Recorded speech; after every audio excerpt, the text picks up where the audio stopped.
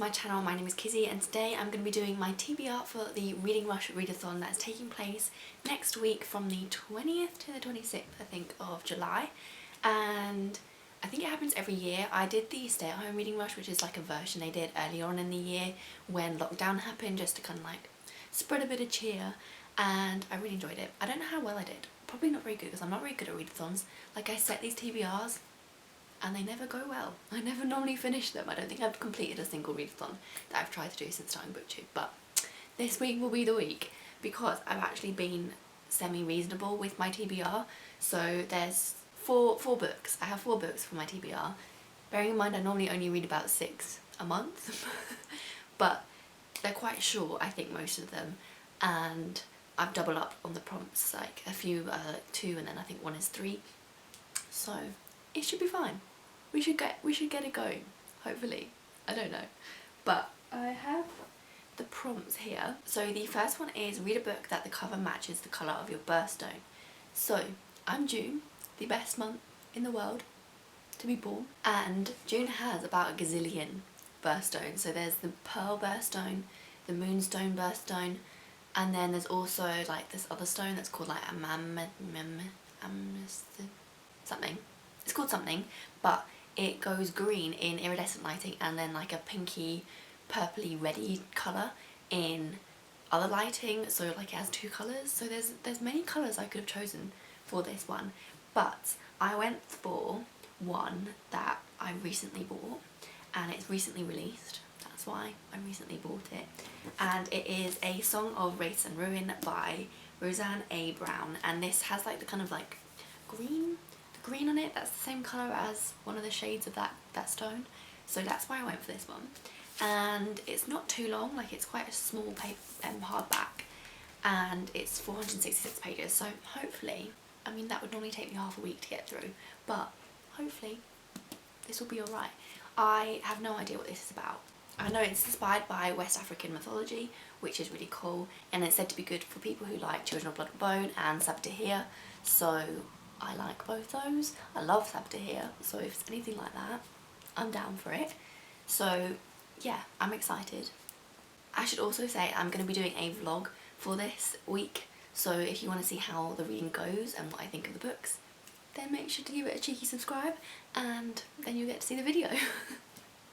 So the next prompt is read a book that starts with the. This is one that I've doubled up so it will come up again, but I have picked The Prime of Miss Jean Brodie because mainly for the other prompt, but it also has the in it, so I've doubled it up, and it's very small. It's like 128 pages, so there we go. And I might be wrong, but I don't think I am. I think this is set in Scotland. It's set in a school in Scotland in the 1930s. Yeah, Edinburgh 1930. But the school that actually it's featured in and it's based in, that I think the author went to, my gran or great gran also went to it. So my whole family's from Scotland. Me and my brother are the first generation not to be born in Scotland, but she actually went to the same school in Edinburgh, which is pretty cool. So it'd be interesting to see like kind of where she went and like this kind of representation of it, because that would be cool. So yeah, that's that one. And I think it's also for the next, yeah, so for the next prompt it is read a book that's inspired a movie you've already seen, and I have seen the film of The Prime of Miss Jean Brodie. It's quite an old film. I watched it a long time ago, so I can't really remember what it was, and I don't think I paid that much attention to it, but I have seen it. And it features the main, like, the person that plays Jean Brodie is like a young McGonagall. The actor that plays McGonagall, it's her, but like much younger. So that's quite cool. But yeah, so I've seen that film, so this inspired it. So I'm gonna read it. So that's the first 2. Now, the next one is read the first book you touch. So they said on a little video that I'll link below as well that had all of these in it, is you can do this any way you want. So the other prompt that I want to read is number 6. So, and that is a book in a genre you always wanted to read more of, and I always say I need to read more classics. It is a genre that I want to read more of, but I never go to pick up a classic. So I have got with me a pile of classics that I own that I haven't read yet. So we have Middlemarch, The Far from the Madding Crowd, Sense and Sensibility, Persuasion, Tenant of Wildfell Hall, and Northanger Abbey by Jane Austen. So I'm gonna like spread these out and maybe close my eyes and pick one. I don't really know. Let's try something.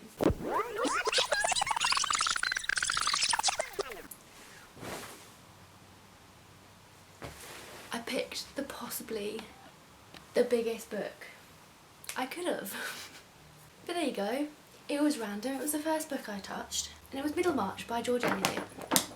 This massive book. I kind of wanted to pick it because I do really want to read. Oh my god, it's over 900 pages long. Because I do really want to read it, but also, oh my god, it's massive. This is not going to be finished in a week. But we can try. Optimism is key. We'll give it a go. So this is Middlemarch by George Eliot. I don't know what it follows, but it's described by Virginia Woolf as one of the few English novels written for grown-up people. So there we go. Okay, that's really long. So I'm glad I picked shorter ones for the other ones. Okay, so read the first book you touched, that was that one. Read a book completely outside of your house. So I'm going to attempt to do that again with The Prime of Miss Jean Brodie because it's really small, and depending on the weather will depend on whether or not I can read it outside. So hopefully it's sunny next week, but it's not looking good. So yes, that's not the other prompt. And then read a book in a genre that you've always wanted to read more of. That was the classic as well. So that's number 6 on the prompt. And then read a book that takes place on a different continent than when you live. So I have picked a book that I don't actually own yet. I've pre-ordered it. No, I've not pre-ordered it. I've ordered it and it's currently sitting in Waterstones for me to go and collect. So I will do that. But I've picked Clap Where You Land by Elizabeth Acevedo. So that is also quite a short book. I believe the audiobook I looked up is only 5 hours long, and it is a story written in verse, but it features 2 girls who, one lives in the Dominican Republic and one lives in New York, I believe. That could be wrong. I was very tired last night when I looked this up, but that's what I believe. So obviously I live in England, so it's a different continent, and it's written in verse. So I've never really read a modern text written in verse. I've read like ancient literature that was all written in verse because they didn't have prose then. So I'll be interested to see how it goes. I don't really read poetry, so I'm a little bit nervous that I won't understand it because I always feel like that with poetry. But it has like rave reviews and the storyline sounds really good in it. It sounds like a good book. So I'm excited to pick that up, and hopefully it won't take me too long to get through as well, which is what I need now that this is on the TBR. So yeah, that's the final prompt. So this was a very short video, but I hope you liked it anyway. It was just a little preempt of the next vlog. Actually, the next vlog is last week's vlog, but of the vlog of the readathon. Do you know what I mean? So, yes, thank you for watching.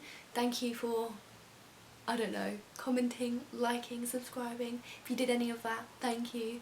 And I hope you have a nice day, and I shall see you in the next video.